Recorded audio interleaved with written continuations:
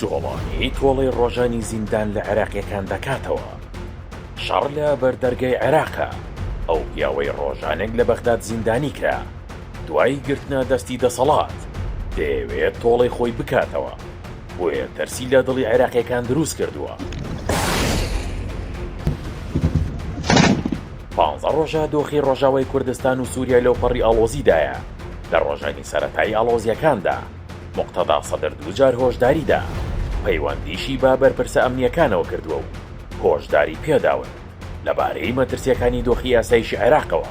ڕۆژانی ڕابردوو ڕامی عەبدوڵڕەحمان سەرۆکی ڕوانگەی سووری بۆ مافەکانی مرۆڤ ئاشکرای کرد.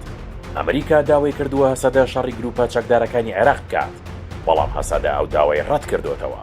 بۆیە ئەو داوای ئەمریکا لەلایەن ئەبوو محەممەد جۆڵانیەوە پەسەند کراوە بەو مەرجەی دەسەڵاتی هەسەدە نەمێنێت. هەرەوەش هۆکار بوو بۆ ئەوەی ئەمریکا دەستبەرداری هەسەدە ببێت.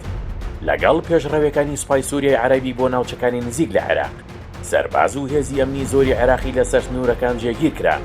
دوایین جاریش سوودانی سنوورەکانی بەسەر کردەوە. پەڕینەوەی تیرۆر لە سووریاوە بۆ عێراق خواستی ئەو کەسەیە کە ساڵانێک لە عێراق زیندانی بوو. ئەو ئەبوو محەممەد جۆڵانی بوو کە ئێستا ناوەکەی گۆڕاو بۆ ئەحمەد شەرع. دەیەوێت تۆڵەی ڕۆژانی زیندانی خۆی لە عێراقیەکان بکاتەوە و نەوەی دووەمی داعش ڕەوانە بکات. لەم دۆخەی سووریا داوای ڕووناپلانێکی نهێنیە کە ئەمریکا و ئیسرائیل بە هاوکاری حکومەتی کاتی سووریا جێبەجێی دەکەن، بەڵام وردەکاری پلانەکە بەنهێنی ماوەتەوە. نەوەی دووەمی داعش ئامادەیە بۆ ئەوەی بە ناوێکی دیکە و با پشتیوانی دەسەڵاتی ئێستای سووریا و تورکیا سەر هەڵبداتەوە.